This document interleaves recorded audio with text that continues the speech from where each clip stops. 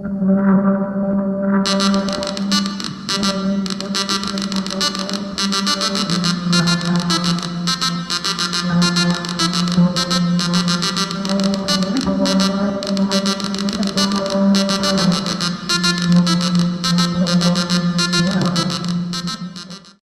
didn't just suddenly wake up one morning and we had the Xbox.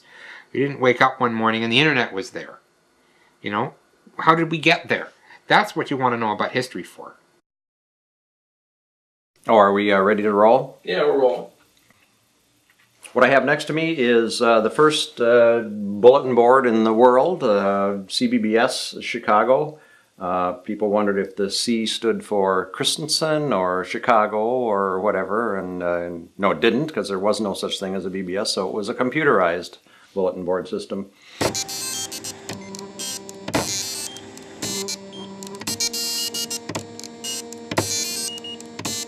I would enthusiastically describe it to everybody. I'd be telling, you know, my relatives, I'm like, so this is, I would dial up and I'd be talking to other people online, but not really talking, I'd be typing and leave the messages, and then later I can read more messages, and they all go, oh, okay, and they look like you've got some sort of disease or something. I say it's kind of like America Online, but really scaled down, you know? It's not an easy thing to explain. With this program you'd have on your computer, you'd dial a number, and you'd enter your name and password, and it would say hello, and then you could go to the messages and you could read these messages.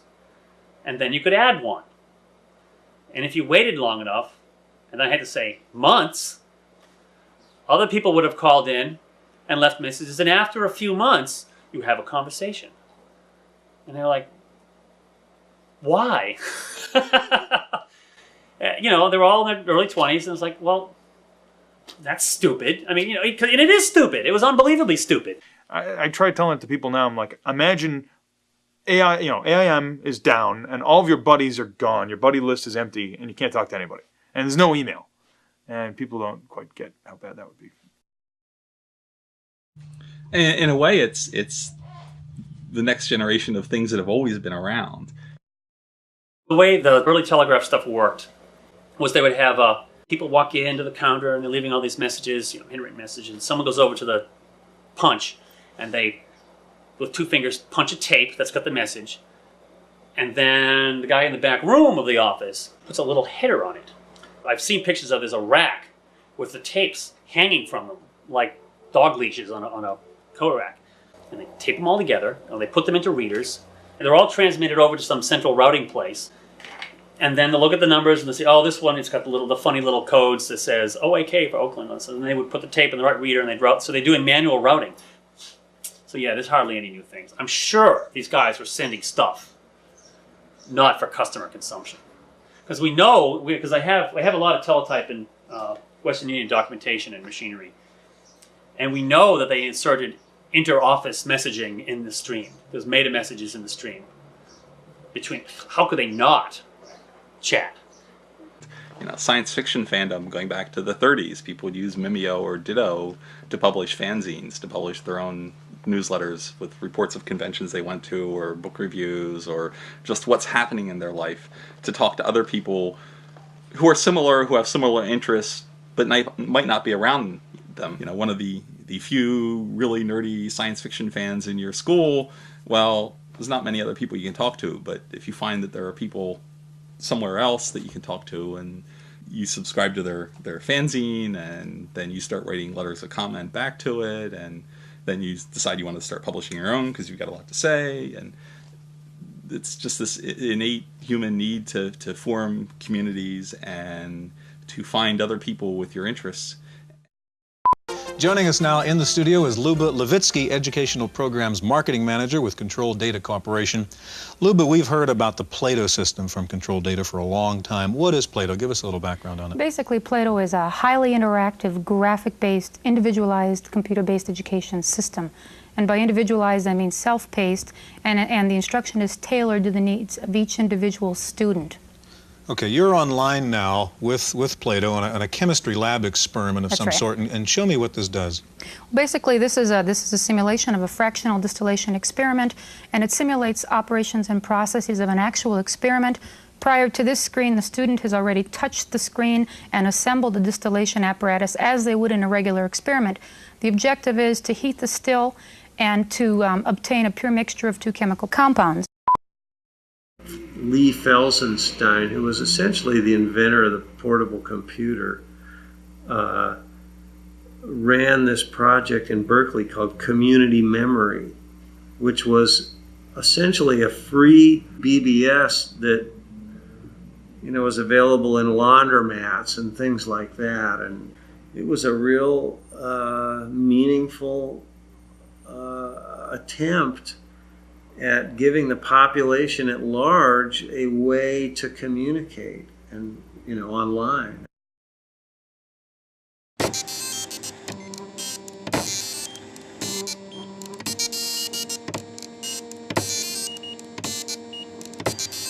A lot of inventions aren't, an invention where one person comes up with an idea and goes off and builds it. A lot of inventions are where there's some idea that's becoming current. The technology's gotten up to a point where it's going to support it. A lot of people know there's a problem. A lot of people are working on it in parallel. A couple of them will come up with solutions. One of them will be able to get commercial success out of it. And, so Thomas Edison's the one we know as the inventor of the light bulb. The other people who were working on it at the same time don't get remembered. Randy Seuss and Ward Christensen were, we think, as far as we know, the first ones to establish a bulletin board. In 1974, I learned about microcomputers, and the 8008 was out at the time, and asked what I needed to know and got into digital electronics. And in 1975, the January issue of Popular Electronics had the Altair computer on the front cover, and I thought, oh boy, I don't have to design and build my own computer from scratch. I can actually buy a kit and have the fundamentals. And I didn't do it right away because I didn't want to be the only person with one. Hard to believe that that's now as universal as they are. So I went ahead and bought an Altair. There was this computer club that was meeting in the Chicago area, and CASH, the Chicago Area Computer Hobbyists Exchange. And that's where I met Randy, and he was the real hardware jock. I was looking for something more to do. And then this damn thing called a computer came along. I had a F8 development kit. This is back before there was any idea of there being a personal computer. It was a little circuit board with a processor. I hand-coded things that would add from 1 to 10 and divide by 7. It was just absolutely amazing that you could make this little thing do that. We said we had our own computer. Wow. Everybody's jaw dropped. I went to a Comdex show where Intel had a booth, and for $300 you could buy a 8080 CPU right off the floor. And I took that home and showed it to my wife, and I said, honey, look at this. Do you realize what I can do with that? You can see how seductive this must have been, because to have your own computer, I mean, it was really amazing, given that they were multi-million-dollar things that you had to share with everybody else. The idea of having your own was pretty seductive. We had a unique problem amongst us that we couldn't exchange software through the various media formats that everybody had derived independently. There was not one standard available between things like processor technology sols to Altairs to IMSIs to Chromemcos. It was just chaos.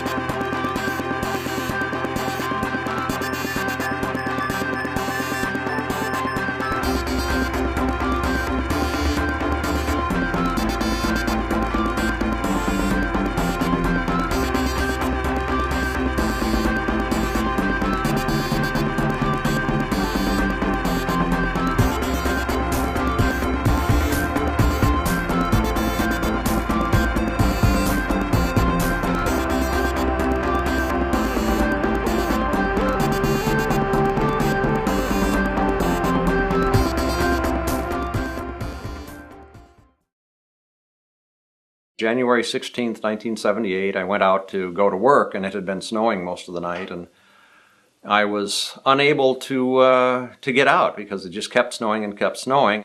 So I think I shoveled for like 2 hours and probably came in at like 9:30, 10 o'clock and realized I was not going to work that day. So I called Randy and I said, you know, I've got the computer club recorder where people can call to find out when the next meeting is and to leave questions and things like that. And why not take that line and put a system on it that people could upload newsletters and things like that, newsletter articles and so on, and we could do a club project. And I remember he said essentially that sounded like a neat idea, but forget the club, because you know what a committee run something will be. It'll take it forever to happen. I had too many years in the Navy to know. No, let's not talk about it. Just do it. The two of us will do it, and you do the software, and I'll do the hardware. And tell me when are you going to have the software ready? You know, like a project manager. The reason everything worked out so well is that we just kind of inherently understood each other. He let me do what I did. I let him do what he did. It took me about 2 weeks, probably about the end of the month, before I had some software ready to test. And a little bit of playing around and let a few friends know it was there and try it and get some early feedback on things that it needed. And basically after the 2 weeks of designing and testing and put it online and refined it a little, and we called it a month. So February 16th became the sort of arbitrary birth date of it. And it happened so quickly because of Randy's brilliant initiative in pulling it back from being a club project, which would take forever and would be something more like the ARPANET that I had been in, which had a lot of people talking about a lot of good ideas, but nobody was just getting down and actually plugging in their soldering irons, so it wasn't happening. The whole BBS thing was for our computer club to be able to produce newsletters. That was the whole idea of it. It worked. From wherever it went from then, fine. And that's how this beast came out of it and ran for many years. And I don't claim to have done anything special. And it was sort of like if you bring two more than half critical masses together, it's going to happen. And that was what was happening to the technology at the time.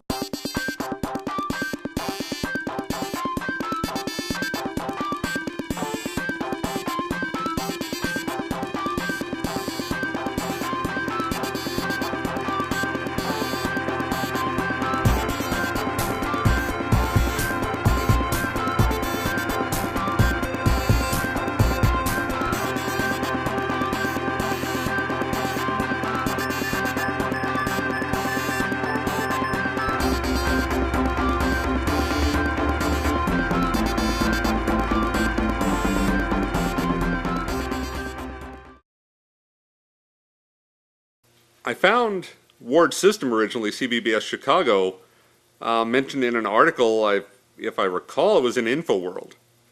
And I went, that's cool. And I called it. And played around on it and went, that's really cool. Used to read 80 Micro magazine religiously every month. And one month they brought out an article on bulletin boarding. We talked about it a lot at the local computer club. And a lot of them had seen the stories on Ward's system.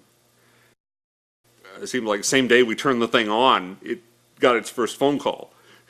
And from there, just, kept going. CBBS Northwest, isn't that a little pretentious? You're kind of claiming this whole region, and you're this one system in this podunk section of Oregon. I said, well, hey, when I named it, I was all there was, this side of San Francisco. So that's when I got up on Bill Blue's Bellflower RCPM, and he had the big bulletin board list, which at that time was about 100 bulletin boards. Downloaded that list and started calling bulletin boards around the country, and it was always exciting. You never knew what was going to come up. Within 2 years, there was easily 200 to 300 phone numbers that you could call into the RCPMs, the RBBSs, the CPMnet guys.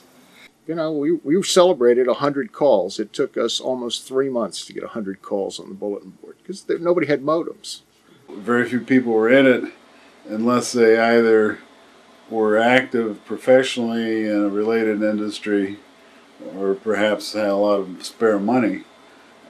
In the first phase, everybody was a computer hobbyist.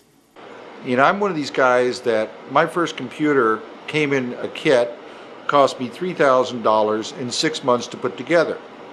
And you had to roll your own back in those days. An Altair 8800, really, boy, that was a machine you really had to build from scratch. It started becoming a surprise when I could find some of the parts that used to go into computers that show up at Radio Shack. Wow, you know, what's the world coming to? Well, the system operators in town were not computer hobbyists anymore. They would go out and buy or download a program, put the thing up. They had no idea how to program. They weren't interested in programming, which was fine. That was, the interest had changed from computer hobbyists to computer users. You could buy a TRS-80, download your friend's software onto it, and now I'm a BBS. No, they didn't have to know a damn thing. All they had to do was have a phone line and they could say they were a Sysop. High schools were full of Sysops. It's Crazy Eddie's greatest home computer sale ever, and Crazy Eddie's going home computer crazy with the absolute lowest prices anywhere on anything and everything in home computers. Atari, Texas Instruments, Commodore, even the new low-price Timex Sinclair. Crazy Eddie's got them all the latest software too. Shop around, get the best prices you can find on home computers, then go to Crazy Eddie and he'll beat them. It's Crazy Eddie's greatest home computer sale ever, and Crazy Eddie's going home computer crazy. Crazy Eddie, his home computer sale prices are insane. Well, one summer I'm saving up my money for a jam box, you know, because I'm a teen and that's what you do. And I had a friend who took me to play computer games at this comic book store. I was a big comic book collector, and I read in a Superman comic where they had one of these sponsored insert comics inside the comic book. It was these two kids helping Superman fight some weather demon or something by using their TRS-80 Model 100 computer in some capacity to help them. And I came home and I said, you know that computer you've been telling me you wanted? We're going to get one now, and I'm going to put my money from the jam box towards this. And I just thought that was the coolest thing, that this computer actually was so powerful, it helped Superman. I sold my Atari 2600 in a box of cartridges to get my VIC-20. And because I thought, well, you know, I can invest in video games forever, but this is a computer. I think my dad got it because it made him feel like my kids are smart.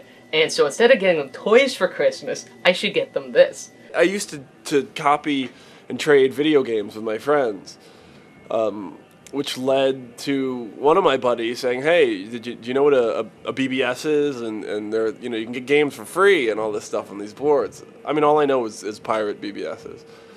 Of just like the idea of like I'm talking to people and they could be anywhere and I don't know who they are. That's really neat, even if a lot of them turned out to be really boring. The evening of December 25th. You could, you know, for years you could see, you know, some of the boards just got clobbered. Oh my God. Forgot it's the day after Christmas. We're not going to get on any boards today at all.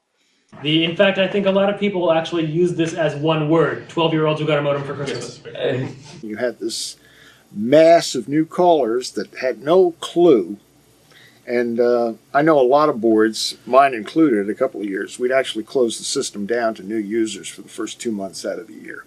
Go cut your teeth someplace else. We don't want to hassle with it. For those of us who'd been there for many years, who'd had lengthy conversations as well as all the different types of interaction that had happened there, the sudden influx of Van Halen rules messages and the message counts just went through the roof because they were all very short, one sentence, me too kind of messages. Their behavior just wasn't very adult-like, and they really mouth off and bash people and steal their code. And yeah, a lot of them are just pure anarchists too. You know, they just love creating chaos. It gave us a voice that no one had before. We had no idea what to do with it. You took sticks of dynamite and handed them to 12-year-olds and said, now if you can find the lighter, you can make this go boom. And, well, we found the lighter.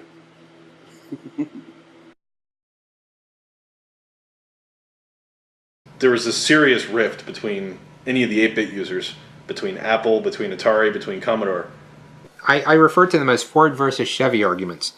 there was always this big argument between people who thought Chevy was the best car make and people who thought Ford was the best car make, and there were always this rivalry and this fight between them for what seemed like a completely pointless thing.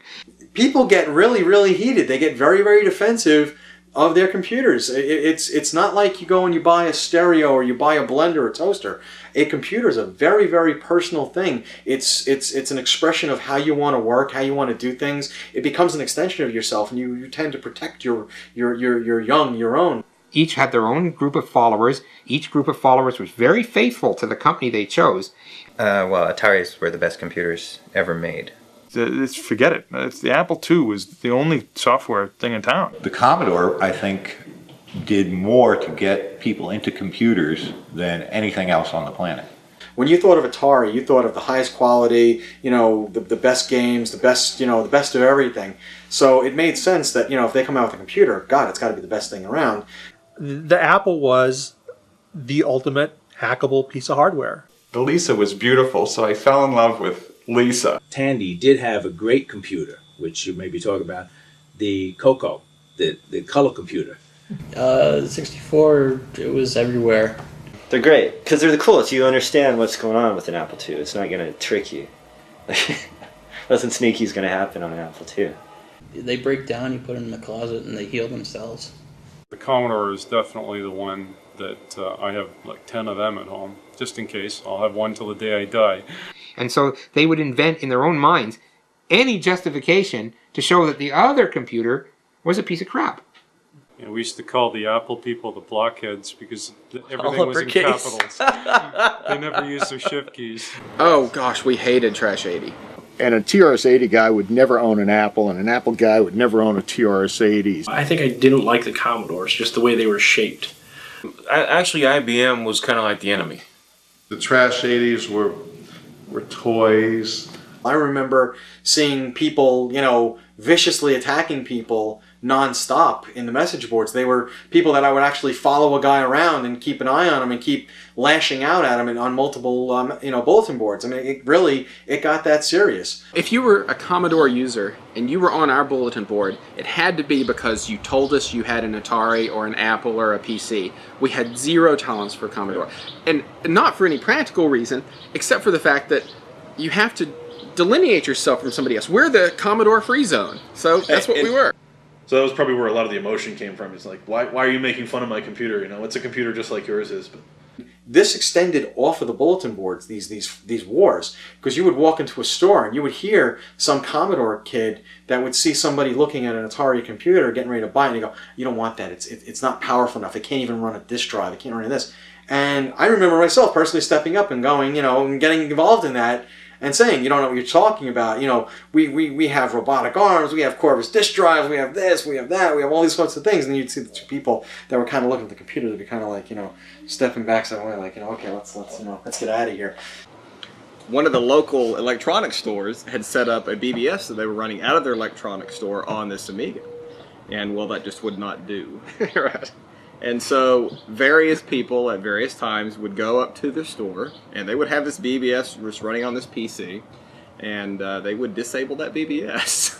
Just take it the offline, mouse ball. Remove the mouse ball, set it aside, or do something. So now they can't do anything on their computer. I remember him making threats against the Sysop of that.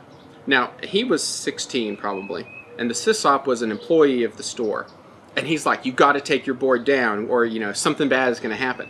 I remember him coming home and saying, I just followed the guy home from work, and I threatened him from my car and told him, you got to take your board down. And I'm like, what in the world are you doing? And so then we stole the mouse ball from this computer, and he posts this plea on the bulletin board. Anybody who knows where my mouse ball is, because this is a time when you can't get replacement parts for the mouse balls. Anybody who knows where a mouse ball is, please let me have it back, the biggest advantage it had that I couldn't put this to words then, but the biggest advantage was I had one. Being a natural pack rat, I got a fundamental problem with paying to throw things away. It's bad enough to actually get around to finally throwing something away, but to pay to throw it away, that just hurts. I mean, like for instance, you kept the manuals all this time. Oh yes, of course. What is it without manuals? I've got all the manuals up there. I got printed out docs to my most used shareware stuff. Oh yeah, keep the manuals. From where this thing got deposited, 10 or 15 years ago. No, 15 or 20 years ago, more likely. But to work with my K-Pro, my Signalman 300 baud modem, which when I got it, I thought was the greatest thing going, and even the speed didn't seem too slow, since the printer I had at that time was a 30 character per second printer, so they were both about the same speed. And I used this for a couple of years until 1200s finally became affordable.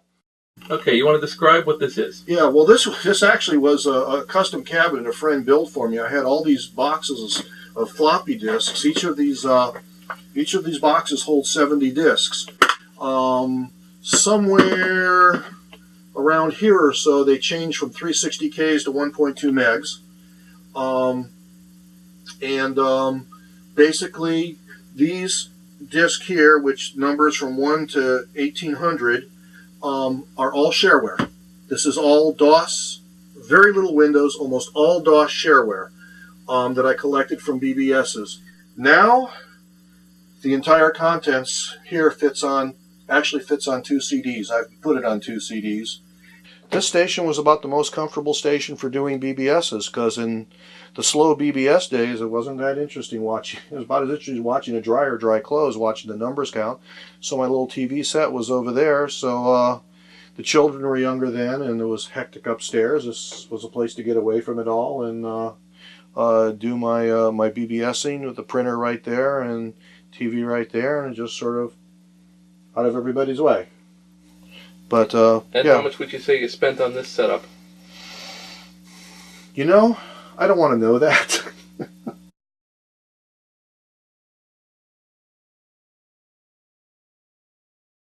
Listen to this.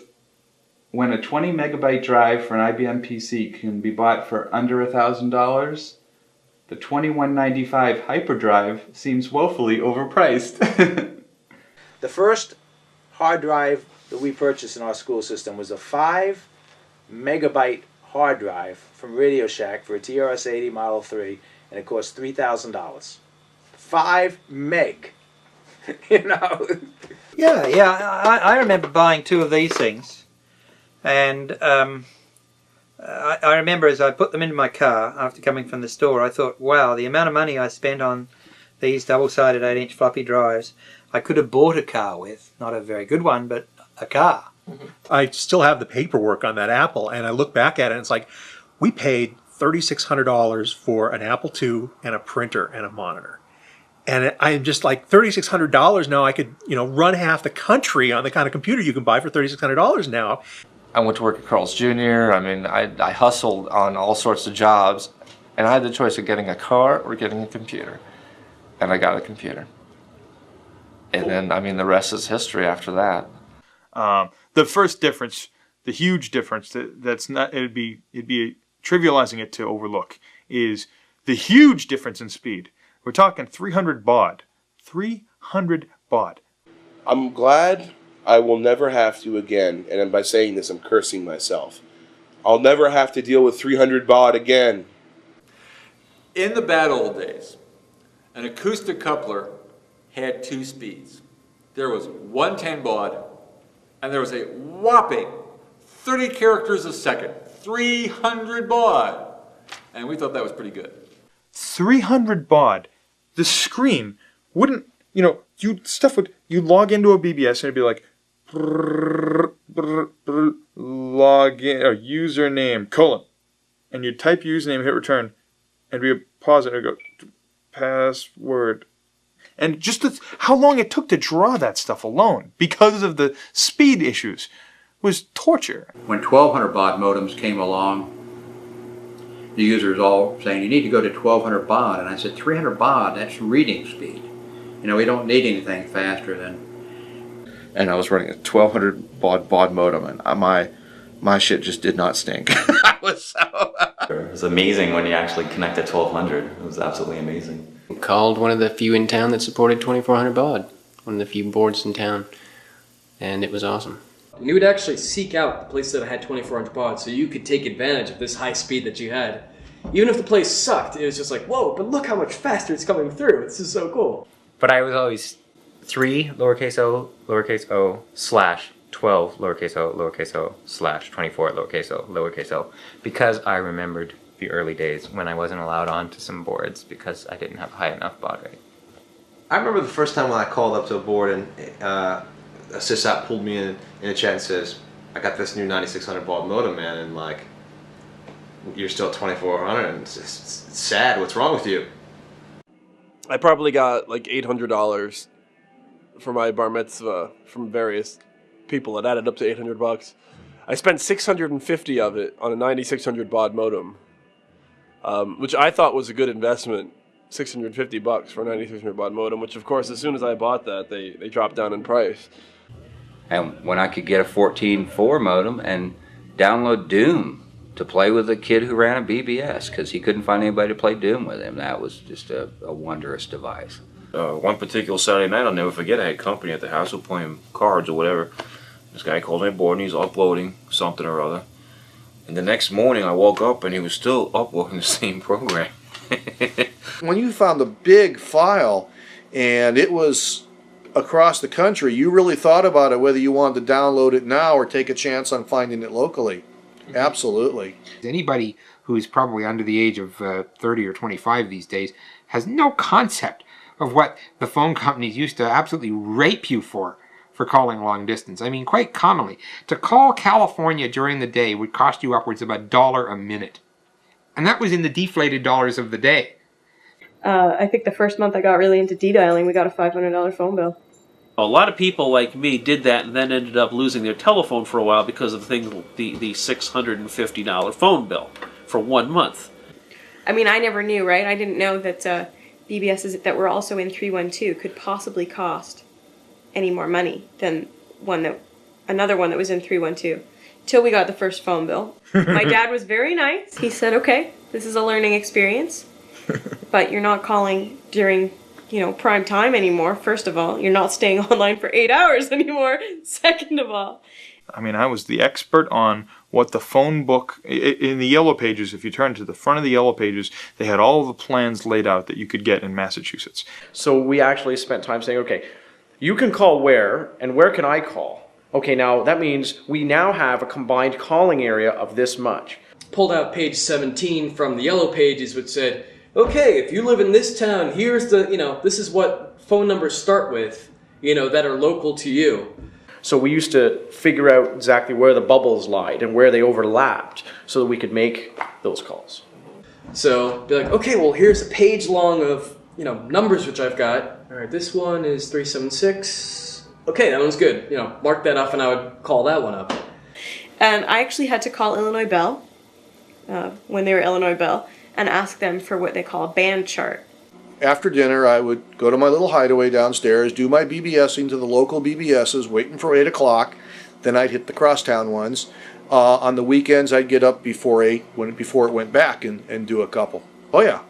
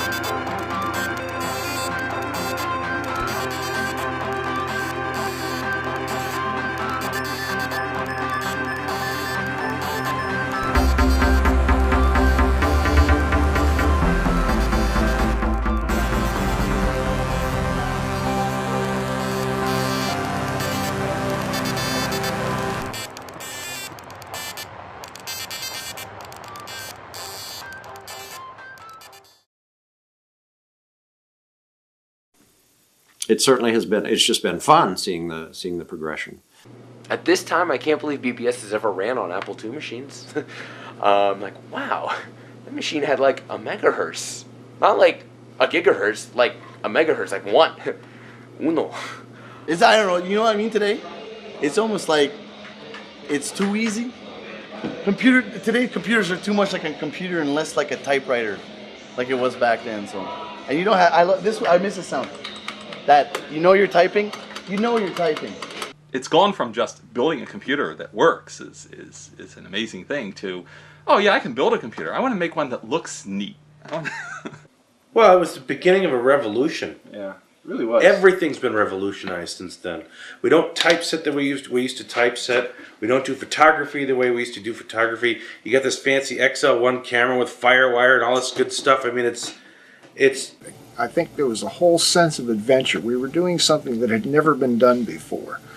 We were taking hardware that had never been used for this kind of purpose and using it. And when I go into it explaining what the BBS was about, why it existed, and what there was before the internet, everyone's just in awe. They're like, wait a minute, there was something before the internet? Like, this just didn't happen? And it really just is a great way, or was a great way, to spend hours and hours of your time just doing it. You know, the definition of a pioneer, that's the guy with all the arrows in his back. Well, that's the way it was for the BBS guys. They broke new ground. They really blazed, they created a new empire. If it hadn't been for computers and technology, I would have probably died 20 years, 25 years ago, wrapping my car around a bridge abutment somewhere in Texas from drinking and driving or drugging and driving. I got into technology and I didn't have any more money for booze and for drugs. Those decisions have treated me very, very well. And I remember the first time I logged into a BBS and thought, what the hell is this? And the answer was standing right behind my back. It was me 30 years later going, this is your life. Off into the lair. Hope your Indiana Jones card is up to date. But, buried back here, under the piles, is the original CBBS Northwest system.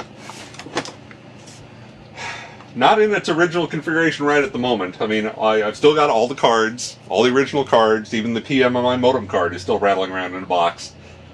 But the original CPU, the whole thing, that box, for 13 years just sat there pretty much happily and took phone calls. It certainly has been. It's just been fun seeing the progression. The whole BBS thing was for our computer club to be able to produce newsletters. That was the whole idea of it. It worked. From wherever it went from then, fine.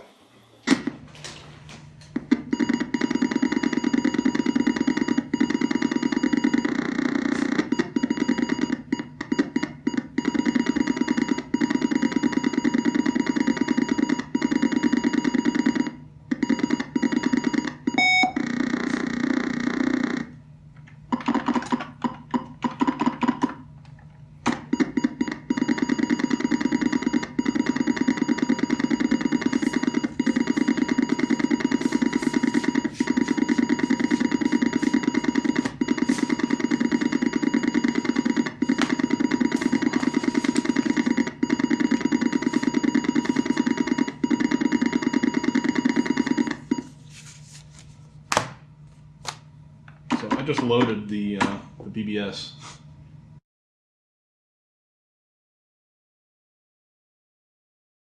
My brother actually used to say, "Oh, are we going to play loading again?" Because he was used to his Intellivision where he just pops a cartridge in.